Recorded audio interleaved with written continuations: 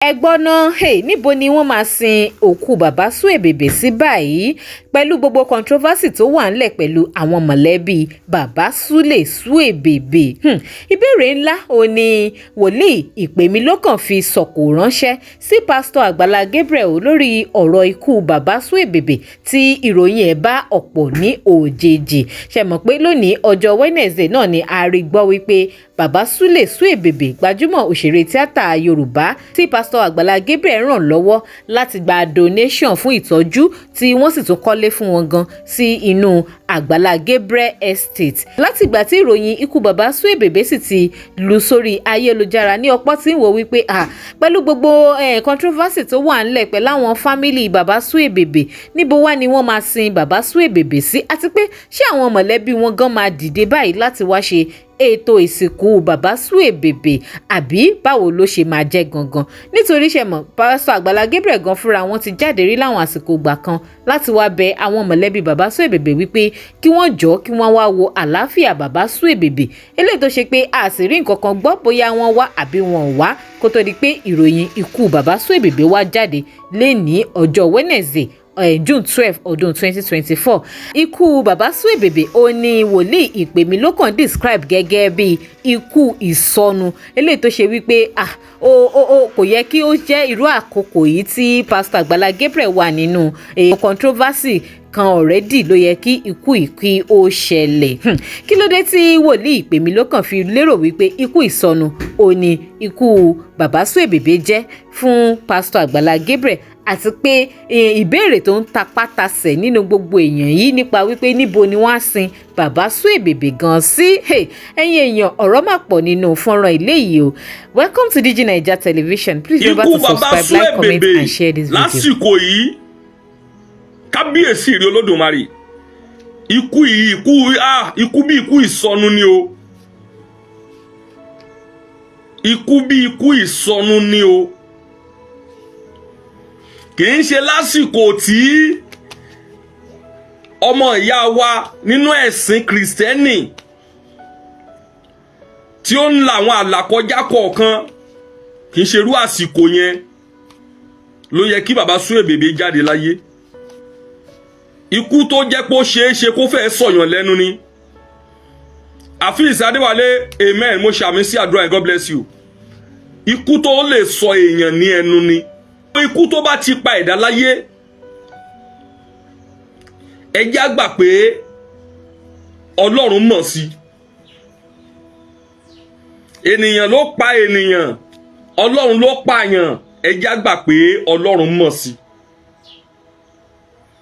Gbogbo ẹ̀yin mọ̀lẹ́bí bàbá Suebebe tẹ́ ẹ̀ ráyè dí ọ̀dọ̀ bàbá Suebebe tẹ́lẹ̀, mo bẹ̀ yín lórúkọ Olúwa,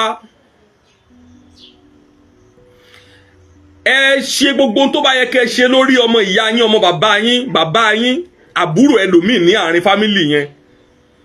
Ní ìdílé bàbá Suebebe, ẹ má wo wípé ẹ rí nígbà tó wà láyé, nígbà tó ń kọ́lé fún ẹ ò rí.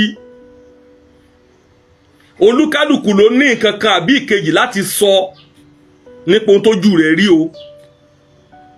Òkú sì ti kú, òkú ò lè sọ nǹkan kan mọ́ pé n tó fà á tó rí báyìí tí mi lè sọ tẹ́lẹ̀ lélẹ́yìí. Béèyàn kan wá bọ́ sórí kí n tó lóun rí Suebebe, ẹnìyẹn ó fẹ́ blọ́ọ̀gì íńtánẹ́ẹ̀tì ni, kò sí tó fẹ́ ṣe jù yẹn lọ. So ẹ̀yin fámìlì bàbá Suebebe, ẹ dìde, mọ̀lẹ́bí yín ni bàbá yẹn, ẹ dìde. Ẹ lè dé inú kọ́mpáǹdì Agbala Gabriel kan ní wọn ò ní jẹ́ kẹ́ wọlé, kò ṣeé ṣe. Ẹ dìde, ẹ lọ ṣe àjò, kẹ́ ṣe ọ̀rọ̀ ọmọ ìyá yín, ẹ ṣe àjò, ẹ ṣe ọ̀rọ̀ bàbá yín. Mo ń bẹ̀ yín lórúkọ Olúwa, ẹ dìde. Gbogbo ẹ̀yin ènìyàn wọ̀nyí, ẹ dìde, mo bẹ̀ yín lórúkọ Olúwa. Ẹ lọ, ẹ ṣojúṣe. Ṣùgbọ́n ìbéèrè tí mo fẹ́ bẹ̀rẹ̀ rèé o. Ibo ni wọ́n máa sin bàbá Suebebe sí?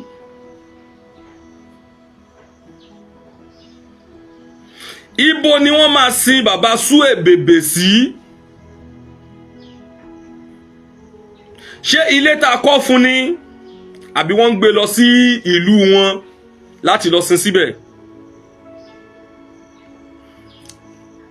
okay, ẹ jẹ́ kí n béèrè mi báyìí. Ṣé bàbá Suebebe torí bí mo ṣe pariwo síta nìyẹn pé lórí ìgbésẹ̀ kọ̀ọ̀kan mo ń bọ̀ lọ́dọ̀ Oríyọmí Hamzat, mo ń bọ̀ ńbẹ̀, gbogbo ẹni tó bá ti mọ Oríyọmí Hamzat ẹ máa sọ fún Oríyọmí Hamzat, let me go, only that is the point. Yes, ẹ bá ti yọ ọmọ Oríyọmí Hamzat ẹ máa bá mi táàgì wọn kọ́ máa bọ̀, ẹ máa bá mi táàgì esabod, ẹ bá mi táàgì ẹ máa táàgì ìyá yẹn pé mo wà níbí, mo wà lórí live yìí. Ọlọ́run máa ṣàánú mi o, irú kí n tèmi yìí, wọ́n gbé mi wọ́n tún gbé mi dórí ọ̀dọ̀ ìyá esabod. Bẹ́ẹ̀ yẹn bá sì dọ́dọ̀ ìyá esabod kọ́lọ́run kó ṣọ́yàn ńbẹ̀ ni o, kọ́lọ́run ṣọ́yàn ńbẹ̀ ni o, kọ́lọ́run ṣọ́ ẹ̀dá kó ṣọ́ ńbẹ̀ ni o. Now tí mo bá rí ẹni tó wù lórí live yìí tó bá mọ̀ pé kí n tẹ fọ́nrán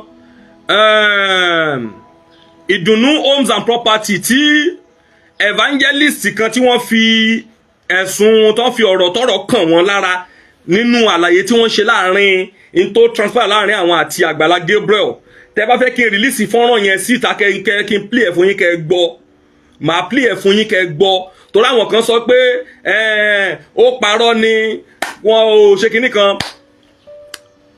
Ọ̀rọ̀ pọ̀ níkùn mi tí mo fẹ́ sọ, ọ̀rọ̀ pọ̀ nú mi tí mo fẹ́ sọ, ọ̀rọ̀ pọ̀ nú mi tí mo fẹ́ sọ. Ẹ má bá mi share program gbogbo ènìyàn, ẹ má bá mi share rẹ̀, ẹ má share rẹ̀. Now ibo la máa sin bàbá Suebebe sí? Ṣé a máa gbé Suebebe, ṣé a máa gbé padà sí family house ni, àbí Suebebe máa sùn ní ilé rẹ̀ tá a kọ́ fún nínú Agbala Gabriel's compound? Ìbéèrè tí mo fẹ́ béèrè ni pé ṣé àwọn mọ̀lẹ́bí Suebebe ṣé wọ́n máa ní oore ọ̀fẹ́ láti wá sínú compound yẹn fún ìsìnkú ọmọ wọn, ẹ̀gbọ́n wọn, àbúrò wọn, bàbá wọn? Ẹ̀rí nǹkan kan wà tí ò lè ṣẹlẹ̀ láàrin èmi àti Oríyọmí Hamzat, Alhaji Oríyọmí Hamzat. Nǹkan kan wà tí ò lè ṣẹlẹ̀ tá a fi different. No matter how strong you are, people will try to read where your weakness is hidden. Àwọn èèyàn máa fẹ́ láti read ẹ̀ pé bó ni weakness ẹni wà, ibo ló weak sí.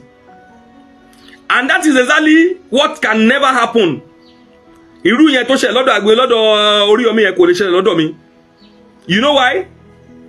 Because mi ò ní dúró sí ibi ẹ̀tàn, ibi òdodo ni màá dúró sí. Ibi òdodo òun ni màá dúró sí.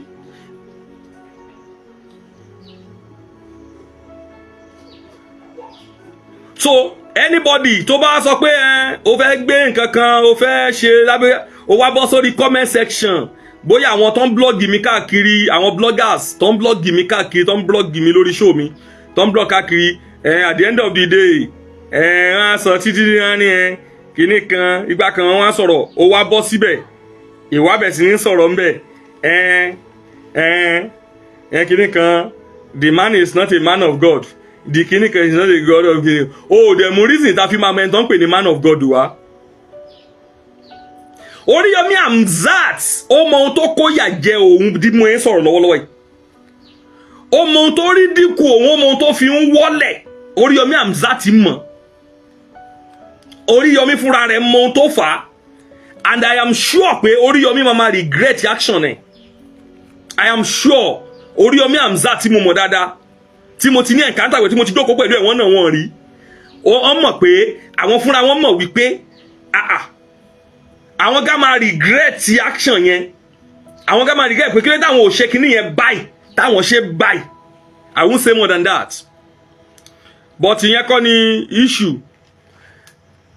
With the glory of God, ṣe rí tá bá sọ pé èèyàn fẹ́ mú ògo ológo kan mọ́ ògo ti àbí ó fẹ́ ṣe kíní kan mọ́ kan tiẹ̀, ṣe rí ibi téèyàn ti lè ní the highest sympathy láyé, ẹ lọ wo alàgbà wa Dino Melaye, ẹ lọ wo alàgbà Dino Melaye, ẹ rí wípé Dino Melaye ò kọrin mọ́ nísìn. Ṣé rántí pé kò kọrin mọ́? Kí ló ti Dino Melaye tí ò entertain wa lórí social media mọ́ láti kọrin mọ́? because Dino Melaye ò nídìí wa mọ́ for now. Ìgbà tí Dino Melaye nídìí wa ó ń kọrin ó ń entertain wa because social media is the best place you can show yourself. Wàá fira rẹ hàn bí wàá tẹ pangẹ́lì ni ọ́. But tó jẹ́ pé ìwọ fúnra rẹ mọ̀ within yourself. Ìwọ fúnra rẹ dẹ̀ mọ̀ within yourself wípé you are not that, but you need to pretend just like an actor. A máa portray ara wa bí ìgbà tó jẹ́ pé áńgẹ́lì ni wa, but we know àwa fúnra wa jọ mọ̀ fúnra wa pé we are not. But tó wá ti fẹ́ gé ni, in fact tó bá fẹ́ gé ni kíní jù láyé máa bọ̀ lórí social media, lórí social platform. So bàbá Suebebe ibo la máa sín sí, ibo la máa sín sí. Ẹ má bá mi share program torí t'Ọlọ́run. Ṣé àwọn family máa wá sín síbẹ̀ yẹn àbí báwo ni ṣọ́ máa gbé lọlé? Another thing tí mo kọ̀ ní kí n tún béèrè, ṣó necessary kí n béèrè irú yẹn gan, kò lè possible kó má rí bẹ́ẹ̀ náà. Kò lè rí bí ti Muyideen, kò lè rí bí ti Muyideen. Wọ́n á ti sign document bàbá Suebebe, wọ́n á ti sign property document ilé rẹ̀, wọ́n á ti sign yẹn.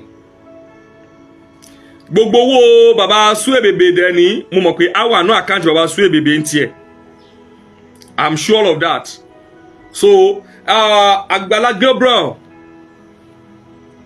kò easy kéèyàn tó fààyàn jáde níbi tí èyà ti ń jẹ èèyàn, kò easy. That is the poor truth. Kò easy. Àfẹnutọ́lọ́run bá fún ní ọkàn rẹ̀ tó mọ̀mọ́ sí àyà rẹ̀ lé láti ṣe ló lè ràn yàn lọ́wọ́. So bàbá Suebebe, Ọlọ́run lo Agbala Gabriel láti mú wọn kó nu yàrá tó dọ̀tí yẹn. Yàrá yẹn rùn gan torí mo rántí fídíò yẹn pé nígbà tí Gabriel lọ bẹ̀ tó lọ mú já tó lọ mú bàbá yẹn, inú bẹ̀ yẹn rùn gan, wọ́n bomú ni. Ó gbé wọn, wọ́n wẹ̀ wọ́n, wọ́n tún wọn ṣe, wọ́n gbé wọn lọ hospital, wọ́n tọ́jú wọn. But bí bàbá Suebebe ṣe wá kú ìbáyìí, ó wá lágbára, but we are waiting for doctor reports on that. Báwo ló ṣe ṣẹlẹ̀?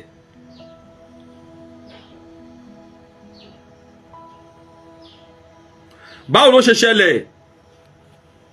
Kí ni ó fa kí náà pé in tó ṣẹlẹ̀ pẹ̀lú kí ló fa ikú wọn? Báwo ni kò ń ṣẹlẹ̀? Gbogbo ẹ̀ mú wọn kí gbogbo ẹ̀ pọ̀lọ́pátá náà la ṣì máa gbọ́. Ọ̀rọ̀ lẹ́gbọ́ yìí ẹ̀yin èèyàn wa, kí lè rò tiyín lórí ẹ̀? Ẹ máa bá wa sọ sí comment. Ẹ má gbàgbé láti máa subscribe kẹ̀dẹ̀ máa follow wa.